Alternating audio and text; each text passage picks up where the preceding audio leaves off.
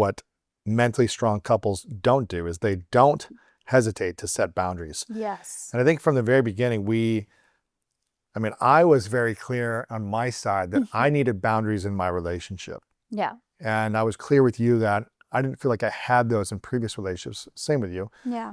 And I was just like, this is who I was almost like trying to get you to run away from me, not in a bad way, but I was like, this is who I am. This is what I think. This is what I believe. Yeah. This is how I act. This is how I behave. Yeah. I'm not willing to do this. I am willing to do this. I was like, I don't care what you think of me. This is who I'm going to be. And take it or leave it, type of mentality. It was so clear because, in the past, you I was also just like, dated very I was just explosive like, people. I was to just your like, work. I was never able to really be me without someone getting upset at me. So I felt like I had to keep the peace by changing who I was all the time. Yeah. And it was exhausting trying to keep the peace. And I think the best way to have peace in your life is to create boundaries and to hold on to those boundaries and to set a firm boundary on certain things. And I was just very clear early on. And it's not like this was ever an issue that we had to address something, but I was like, listen, one boundary for me is I will not be in a relationship where anyone screams, period. Oh yeah, no, thank God. And so if you like to scream at me, it's not going to happen. We're not going to be together. And I just come from a relationship in which I was the receiving end of a lot of Screaming, explosion and screaming. me too. And I was like, I don't want this. And I was just clear, like, here are boundaries for me. Like, it can't even be a little bit that then gets more and more and more. So it has to be a clear boundary. There's no screaming. There's no this. This doesn't work for me. Now, it doesn't mean you have to be perfect with your emotions all day long. I'm not saying that. Yeah. But there are certain things that we should not accept. You shouldn't accept me to scream at you. You shouldn't accept me to do whatever, other things too that don't make sense for you. And it's just being very clear about that. And I think we were really good in the first year and a half when we started in therapy, which I think was another powerful thing. Yeah. We were clear on those boundaries by creating agreements.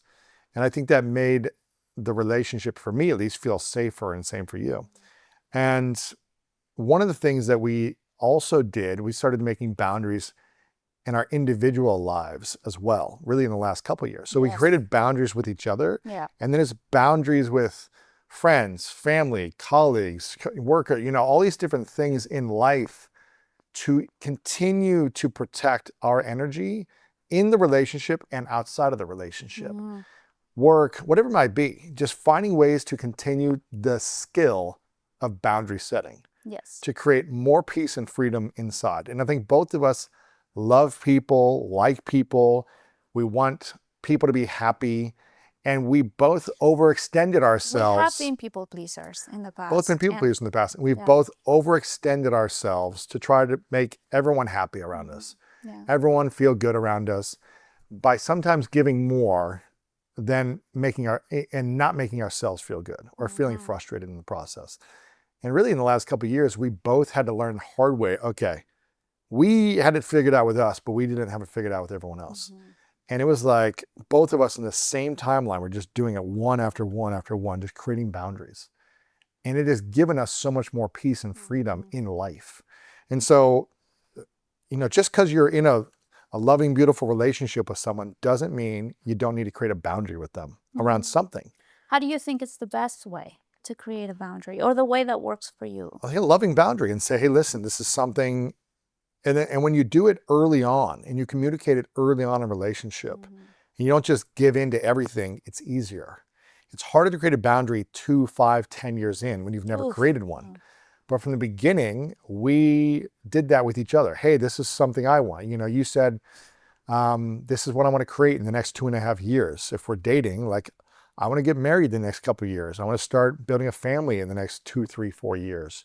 Is that something you want? And if it's not something I wanted, you'd have been like, okay, see you later. Yeah. It would have been a boundary for you. Yeah. If you're not at least open and interested in that same vision. And if you would have said, well, maybe he'll change. No. Maybe he'll be open to it once he falls in love with me in a few months. Maybe I'll convince him. Maybe I'll fix his mentality and he'll want to do it in 3, 4 years. And then 3, 4 years comes and I haven't proposed and we're not engaged and we're not married and I'm not speaking about family. You would be resentful and frustrated. You'd still be like nagging at me constantly. You'd be like, why aren't you doing this? Why aren't you doing this? Underneath, it's because I wasn't meeting an expectation because you didn't set a boundary. Yes. You maybe And the communicated thing it. about You maybe saying, said, yeah, this is my dream or what I want. And I'd be like, yeah, I'm open to it. But if you didn't really dig in and be like, do you want this? Are you clear? yeah, And if I didn't want it, you could have been like, okay, this relationship doesn't work for me. That's a boundary. And it's a loving boundary. yeah. You don't have to yell at someone or shame them. Just, all right, it doesn't work. And that's okay. Yeah. It's the thing is that because in the past, I struggled in the past with setting boundaries because I've been a people pleaser. Yeah. And Most people are. Most people are, right? Most people are. Yeah. It's hard sometimes. It's hard sometimes because you want to be liked. You But want people to, but accept I you. think it does come to self-acceptance Yes. and being okay with walking away from, Walk away. seriously, it's like Walk away. walking away from that situation, That's it. from that scenario, because and knowing you're going to be okay, because at the end of the day you're going to be okay. Yes. So why would you be in a relationship or in a situation in which you guys are not aligned, and yet you have the hopes that this thing is going to Yes. change, and you are not setting a boundary because you don't want to have ruffle the waters? Yeah. You just start resenting inside of Resent you. it. That's a big invoice Yeah, you're and- going to charge later. And if you I can, think. and if you could do this, in the first 6 months or first year of a relationship, start doing some of these things, it's going to set you up for more success. Yeah. If you wait 2-3 years in and you never have any of these conversations and you never do any of these things, you are just going to be 2 years in and feeling like there's problems everywhere. Yeah. You went in, everything was beautiful and we love each other and the chemistry and explosion and passion. But if you don't address these things early on. I just remember the Vegas example and then our friend that shared with us, remember that it's a couple that got divorced, and he had a big opening, an event that he was going to have with a chef. He was excited about going to this event. And his partner was like, wait a second, but this is the same weekend we're moving in together. So we're moving in together and you also have this event. And it was just an evening, a few hours. And he was just sharing with us, I decided not to go to the event that I was very excited It's a big about. It event. was my passion event. Yeah. He decided not to go in order to please someone who he's no longer with, by the way, because it didn't work out because of these things. He didn't set a boundary. And it was beautiful because he said, that's on me. I didn't set a boundary. Yeah, I didn't go and communicate, I'm doing this, and allow her to be upset. And he said, that set the precedent for our entire relationship because I gave in once to make her happy. And then I gave in every time that I wanted to do something. Yeah. She needed me. There was a breakdown. So I always gave in to try to keep the peace. And then that's not setting a strong foundation. No. And so don't hesitate to set boundaries is a big one. The next one is don't become a martyr. Ooh, what that's is this, such a good one. What does this mean? Why do mentally strong couples not become martyrs? We've learned this in during our preparation as before getting engaged and then, before getting married. But some people misuse the word sacrifice. And we know, and we're going to learn it even more as being married, but a long-term relationship does require some sacrifices. And it doesn't mean something that is going to feel like, oh my God, my arm is cut. Meaning, this was such a strong thing that I had to let go in order to make this person happy. Yeah. Just like we were saying. No. It's little things like this. Well, I have my time to work out. I have my time to run my business. And then maybe, lately I've been playing pickleball a lot, but now we have a child and I actually want to spend time with our children. Maybe I'm going to sacrifice this one day that I used to play pickleball to be with my family. And then you realize it's not a sacrifice because you're actually... I will never give up on pickleball. No, I was kidding. I love that you play pickleball. I will never. No, it's just the first thing that came to my mind. Yeah, of course. But you realize... Or you're like, I'm going to get up earlier. I'm going to do something else. Exactly. It's maybe I can change the pickleball thing in the morning. I'll call my friend and see if we can play. Yeah. But those are the sacrifices we're talking about, right? Yeah. Somebody gets sick. Okay, well, that's a sacrifice. When it becomes a martyr... What does a martyr mean in a relationship? A martyr means a person that is being unhappy in their life and you're offering help to them. I'm going to help you with this. Do you need support? I'll bring somebody to help you. you need this, you're struggling with this, and they refuse the support because they are, it's almost like subconsciously they prefer to sit in the martyr situation. So you see how much I suffer for us and the relationship. And I'm not willing to receive support unless it's like you sacrificing more to like be miserable with me or something. When they become competitive because it happens to men and it happens to women. They become competitive. The woman starts saying, I am so tired. I'm taking care of the kids. I also have a job. I'm doing all these things. I'm putting all my efforts. I'm making you food. I'm all this. I'm exhausted. And then the man says, well, I've been working on this, that, trying to bring more money to the household. I'm doing all these things. I suffer more than you. No, you suffer more than me. And you're literally taking an accountability of who is suffering more, and you're making the other person the subject of all your suffering. Yet, when the other person tries to support you, you say no. Because how do I explain Why wouldn't this? people receive the support if they're in a martyr position? Why wouldn't they receive the support? Yeah, why won't you receive it? If you're so overwhelmed and so stressed and have suffering so much in a relationship, why not just receive the support and set yourself free? I believe it comes from two different things. But this is my personal belief. Again, I'm not an expert, but this is what I think. I think one of them is sometimes, it can happen to all of us, there's moments in which you get used to an emotion. Over and over again, you repeat that emotion inside of you. It becomes you. It becomes your reality and your version of reality. And when a solution is being offered to change that, perhaps you don't want it to change because you're getting the attention that you need from being a martyr, in this case, from being a victim of what's happening. It's almost like a subconscious game that inside of you, you want to be freed of this, but subconsciously you don't want to, because you are getting the attention that you want by saying, look at all what I'm doing. And look at my suffering. Look at my suffering. And the other thing is, because your suffering perhaps is validating you, your existence. Because if I get help, if I do these things, then what am I here for? I'm not needed anymore. Then I'm not worthy.